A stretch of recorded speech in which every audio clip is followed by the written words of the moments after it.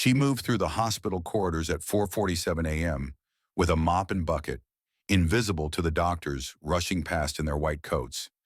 In a building where life and death decisions happened every second, where million-dollar surgeries saved the elite, it was her, the night shift janitor with calloused hands and a quiet smile, who witnessed what no one else could see.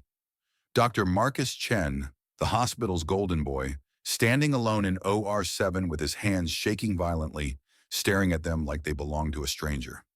6 colleagues had noticed the mistakes. 3 patients had complications. The medical board was asking questions. But when Rosa Martinez, a 58-year-old Guatemalan janitor who barely spoke English, saw him that night, she didn't report him. She didn't judge him. Instead, she reached into her cleaning cart and pulled out something that would change everything. What no one in that hospital knew, what Dr. Chen would soon discover, is that Rosa had a past no surgeon could have imagined. And once the truth came out, the entire hospital would never be the same.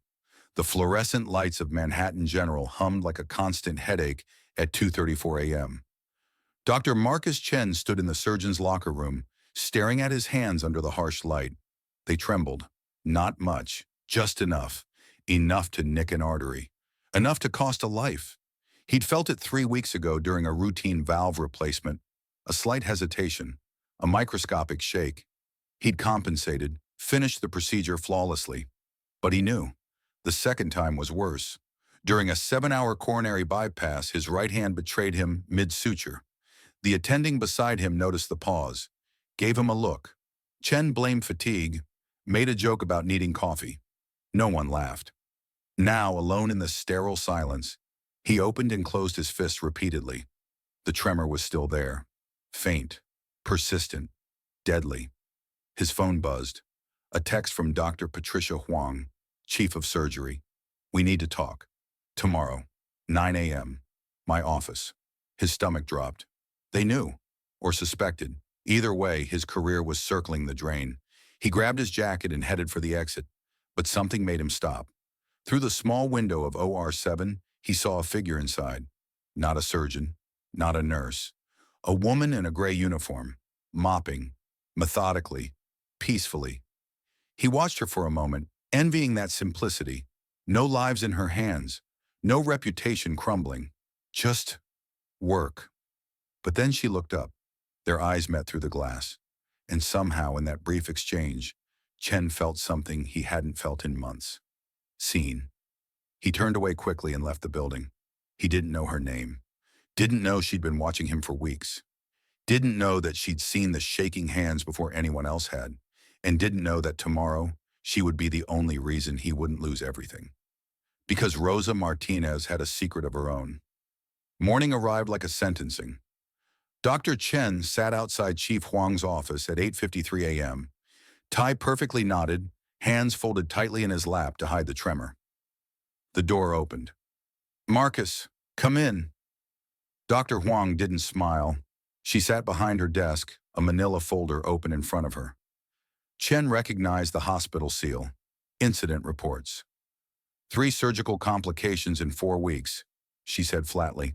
2 post-op infections. 1 arterial bleed that required emergency intervention. "All resolved," Chen replied, voice steady. "The patients are stable." "That's not the point." She leaned forward.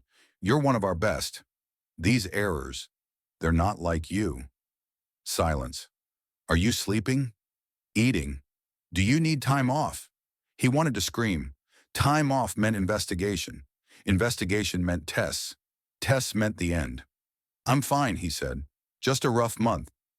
Huang studied him, then closed the folder. "The board wants an external review of your recent cases." "Standard procedure." His chest tightened. "When?" 2 weeks. He nodded, stood, walked out. In the hallway, his hands shook so badly he had to lean against the wall. That's when he heard a voice behind him, soft accented. "Dr. Chen?" He turned. It was her. The janitor from last night.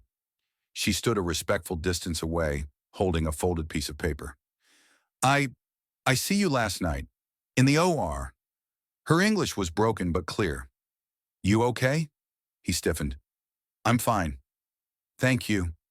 She hesitated, then stepped closer and handed him the paper. My abuela, my grandmother. She have same thing. Hands shake, but she fix it. Chen stared at the paper. It was a name, an address, a phone number. What is this? Healer, Rosa said simply. Not doctor, but she help. Chen almost laughed. A healer? He was a surgeon. He didn't believe in... But then Rosa looked at his hands, and he realized. She knew. Why are you helping me? He whispered. Rosa smiled sadly. Because I know what it is. To lose everything. Before he could respond, she turned and walked away, pushing her cart down the hall like nothing had happened. Chen looked down at the paper in his hand, and for the first time in weeks, he felt something other than fear. He felt hope. But what he didn't know yet, what no one knew, was that Rosa wasn't just a janitor. She was a woman who had once worn a white coat herself. And the reason she understood his terror so well was because she had lived it. Chen didn't sleep that night. He sat in his apartment overlooking Central Park, the paper Rosa had given him spread on the coffee table, like evidence of desperation. Dr. Elena Ruiz, holistic medicine practitioner, an address in Queens. He Googled her. Nothing. No reviews, no credentials, no website. Just a phone number that probably led to some storefront with crystals and incense. He was a surgeon. He dealt in science, in measurable outcomes, in peer-reviewed studies. Not whatever this was. But at 3:47 a.m., when his hands started shaking again, violently this time, like his body was betraying him in fast forward, he picked up his phone. He dialed. A woman answered on the second ring. Her voice was calm, awake, like she'd been expecting the call. Dr. Chen, she said. He froze. How did you... Rosa told me you might call. Come tomorrow, 4 p.m. Don't be late. She hung up before he could respond. The next afternoon, Chen stood outside a small clinic wedged between a laundromat and a bodega. The sign was faded, Ruiz Community Health Center. He almost turned back. This was insane. He was a department head at Manhattan General, not some desperate patient chasing miracle cures. But then his phone buzzed. A reminder, medical board review, 13 days. He pushed open the door. Inside, the waiting room was clean but modest.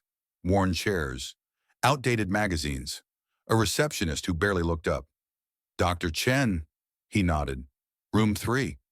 He walked down a narrow hallway, knocked twice. Come in. The woman who sat behind the desk was in her mid-60s, with silver hair pulled back tightly and eyes that seemed to see through walls. She wore simple scrubs and no jewelry except a thin gold cross. Sit, Dr. Ruiz said. He sat. She didn't ask questions. She simply reached across the desk and took his hands in hers. Her grip was firm, warm. She closed her eyes. Chen wanted to pull away, wanted to mock this whole charade. But something stopped him. Her touch wasn't invasive. It was diagnostic. After a long moment, she opened her eyes. Peripheral neuropathy, she said. Early stage. Likely stress-induced, possibly autoimmune. You've been compensating for months. It's getting worse. Chen's mouth went dry. How did you... I was a neurologist for 23 years, she said simply. Johns Hopkins. Chief resident. Published researcher. Silence. Then why are you here? Chen asked, gesturing to the small office. Dr. Ruiz smiled sadly. Because I made a mistake. A big one. And I lost everything. She stood, walked to the window. I misdiagnosed a patient. A senator's daughter. My arrogance told me I was right. I wasn't. She died. I was cleared legally, but not professionally. Not publicly. My name became poison. No hospital would touch me. Chen felt his chest tighten. So I came here. To Queens. To the people no one else sees. And I rebuilt. Not my career. My purpose. She turned back to him. You're not here because you're desperate, Dr. Chen. You're here because you're terrified. And that's good. Fear means you still care. He looked down at his hands. Can you fix me? No, she said. But I can teach you how to work with it. How to adapt. How to be honest. Honest? He laughed bitterly. If I'm honest, I lose my license. my career, everything. Then you've already lost, Dr. Ruiz said quietly, because a surgeon who hides his limitations is a danger, and you know that. The words hit like a scalpel. Chen stood abruptly. I shouldn't have come. Wait. He stopped at the door. Rosa asked me to tell you something, Dr. Ruiz said. She said, a broken tool can still build something beautiful. It just has to be honest about what it is. Chen's hand trembled on the doorknob. She said that? Dr. Ruiz nodded. She understands more than you think. He left without another word, but as he walked back to his car, his phone buzzed again. A text from an unknown number. You came. That's the first step. Rosa. He stared at the message. How did she know? And more importantly, who was she really? That night, Chen couldn't focus. He sat in the surgeon's lounge pretending to review charts, but his mind kept circling back to Rosa, the janitor who somehow knew Dr. Ruiz, who somehow knew he'd go, who somehow knew everything. He pulled up the hospital employee directory, searched her name, Rosa Martinez, housekeeping, employee ID 47,382, hired 7 years ago, no photo, no other information. He was about to close the file when he noticed something strange. Her employment verification listed a previous employer, St. Catherine's Hospital, Guatemala City. Guatemala? That was specific. On impulse, he opened a translation app and searched St. Catherine's Hospital, Guatemala. The results made him pause. It wasn't just a hospital, it was the hospital, one of the most prestigious medical centers in Central America, known for cardiac surgery, for research, for training the best doctors in Latin America. Why would someone from there end up mopping floors in New York? He clicked on an archived article from 2011. The page loaded slowly, and then he saw it. A photo. A woman in surgical scrubs, standing in front of an OR, surrounded by medical students. The caption read, Dr. Rosa Delgado Martinez, Chief of Cardiothoracic Surgery, leads groundbreaking work in valve reconstruction. Chen's hands went numb. He zoomed in on the face. It was her, older now, hair gray instead of black. Eyes more tired, but it was unmistakably her. Rosa wasn't a janitor. She was a surgeon, one of the best in her country, and somehow she had ended up here, invisible, cleaning the floors of the very specialty she once commanded. Chen's mind raced. What happened? Why did she leave? Why was she hiding? His phone buzzed. Another text from Rosa. Stop looking. Some questions hurt more than the answers. He stared at the screen.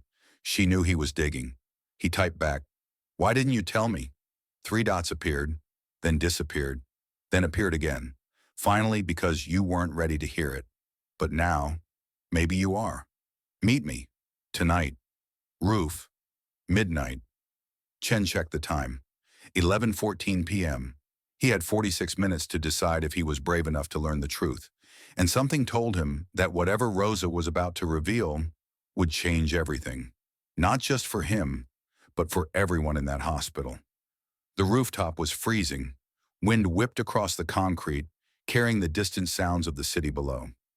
Chen pulled his coat tighter and walked toward the edge, where a single figure stood silhouetted against the skyline. Rosa didn't turn when he approached. You found my past, she said quietly. Why didn't you tell me? Chen asked. You were a surgeon. One of the best. She finally looked at him. Her eyes were calm but heavy with something he couldn't name. Because that life is gone. What happened? Rosa took a deep breath. I had a patient, a 12-year-old girl, congenital heart defect. Her family was poor. They saved for years to afford the surgery. I promised them I could fix her. She paused. During the operation, there was a complication. Unexpected. Rare. I made a decision. The only decision I could make. But it wasn't enough. She died on the table. Chen said nothing. The family was devastated. They blamed me. The hospital investigated. Technically, I did nothing wrong. But the girl's father, he was connected. Powerful. He made sure my name was destroyed. Media. Lawsuits. Death threats. Her voice cracked. I couldn't practice anymore. Not in Guatemala. Not anywhere. So I came here. started over, became invisible. But you're still a surgeon, Chen said.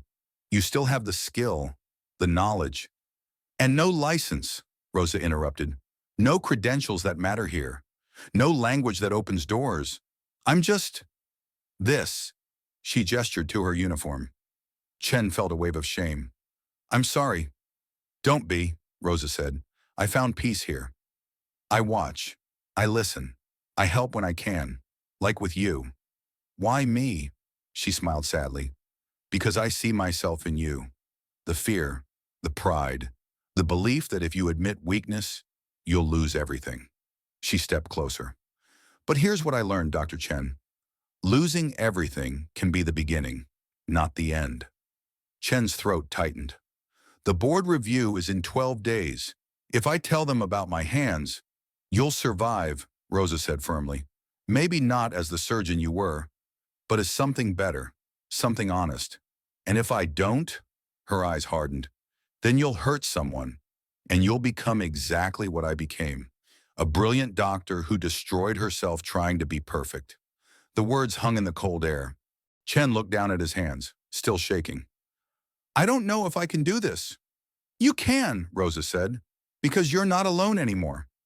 She reached into her pocket and pulled out a small notebook, worn, filled with handwritten notes. This is everything I learned. Every technique, every adaptation, every way to work with trembling hands. She handed it to him. I can't practice anymore, but you can. And maybe, through you, I can still save lives. Chen took the notebook, hands trembling as he opened it. Page after page of detailed notes, diagrams, surgical modifications. It was brilliant, meticulous, a lifetime of knowledge. Why are you giving me this? Because someone gave me a second chance once, Rosa said. I didn't take it. I was too proud. Don't make my mistake.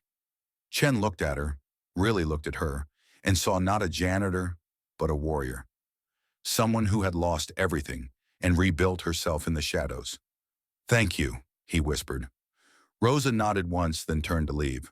But before she disappeared through the roof access door, she stopped. Oh, and Dr. Chen. Dr. Ruiz was my mentor. I asked her to help you. She owes me nothing, but she did it anyway, because that's what real healers do. Then she was gone. Chen stood alone on the roof, holding a notebook that contained more wisdom than his entire medical education. And for the first time in months, he didn't feel afraid. He felt ready. The next morning, Chen requested a meeting with Chief Huang. Not in 2 weeks. Now. He walked into her office at 8 a.m. sharp, carrying Rosa's notebook and a resignation letter he'd written at 4 a.m. Marcus, Huang said, surprised. What's this about? He sat down, hands folded, steady. I need to tell you something. And he did. Everything. The tremors, the fear, the near misses, the hiding. Huang listened without interrupting. When he finished, she leaned back in her chair. Why are you telling me this now? Because I'd rather lose my career with honesty than keep it with lies. She was silent for a long time. Then she opened her desk drawer and pulled out a file. His file. 2 people came to me in the last week, she said. A Dr. Ruiz from Queens and a woman from housekeeping. Rosa Martinez. Chen's eyes widened. They both vouched for you, said you were struggling but seeking help. Dr. Ruiz sent me a detailed plan for accommodations, modified techniques, supervision protocols, ways you could continue practicing safely. She slid the file across the desk. I was going to bring this up in your review, but you beat me to it. Chen stared at the papers. What does this mean? It means, Huang said slowly, that you're not losing your license. But you are going on modified duty. You'll work with Dr. Ruiz. You'll have oversight, and you'll prove you can adapt.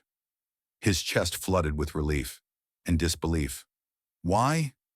Because good surgeons are rare, Huang said, but humble ones? Even rarer. Don't waste this, Marcus. He nodded, unable to speak. As he left her office, he saw Rosa down the hall, emptying a trash bin. Their eyes met. She smiled. He mouthed, "Thank you." She nodded once, then went back to work, invisible to everyone else, but not to him. Never again. 6 months later, the hospital held its annual donor gala. Black ties, champagne, speeches about excellence and innovation. Dr. Chen stood at the podium, hands steady now. Not perfect, but functional, controlled. "I'm here tonight to talk about failure," he began. The room quieted. "6 months ago, I almost lost everything. My career, my purpose, my identity, because I was too proud to admit I needed help." He paused. "But two women saved me. Dr. Elena Ruiz taught me that strength isn't perfection, it's adaptation." He looked toward the back of the room. "And Rosa Martinez taught me that the most brilliant minds aren't always the loudest. Sometimes they're the quietest, the most overlooked." He gestured toward the back. "Rosa, would you please stand?" Murmurs rippled through the crowd. People turned. Rosa, in her gray uniform, stood slowly, uncomfortable, dignified. "This woman," Chen continued, "is a surgeon. One of the best I've ever known. She lost everything because of one mistake, one moment, and instead of giving up, she rebuilt herself, in the shadows, helping people like me." He stepped away from the podium. "Tonight, I'm announcing the Martinez-Ruiz Fellowship, a fund for medical professionals who've experienced career-ending setbacks, because second chances shouldn't be luxuries. They should be rights." The applause started slowly, then built, then roared. Rosa stood in the back, tears streaming down her face. After the event, Chen found her outside, sitting on a bench. "You didn't have to do that," she said. "Yes, I did," Chen replied. "You gave me back my life." She shook her head. "You gave me back mine." They sat in comfortable silence. "I got a call yesterday," Rosa said quietly, "from Guatemala, the medical board. They want to review my case. Someone sent them new evidence. Witness statements, expert testimony." Chen smiled. "Someone, huh?" She looked at him. "You." "Dr. Ruiz and I may have made some calls, pulled some strings. You deserve justice, Rosa." Her eyes filled with tears. "I don't know what to say." "Say you'll consider coming back," Chen said.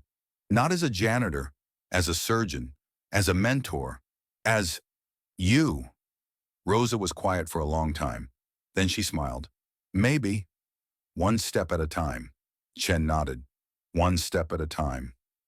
They sat together as the city hummed around them. Two broken healers who had found each other in the darkness and rebuilt something beautiful. 1 year later, Rosa passed her recertification exams. At 59 years old, she became the oldest surgical fellow in Manhattan General's history. She specialized in teaching high-risk procedures to surgeons with disabilities. Her motto, "A limitation is just an invitation to innovate." Dr. Chen continued his practice with modified techniques. He published papers on adaptive surgery. He became an advocate for physician mental health. And every morning at 5 a.m., before rounds, they met for coffee. Two surgeons, two stories, one truth. Healing doesn't require perfection, it requires honesty. And sometimes the person who saves you is the one nobody else sees, the one holding the mop, the one who's been invisible all along. If you believe in stories that inspire, challenge, and give voice to those who are often unheard, hit that subscribe button below. More powerful journeys are coming, and we'd love to have you with us.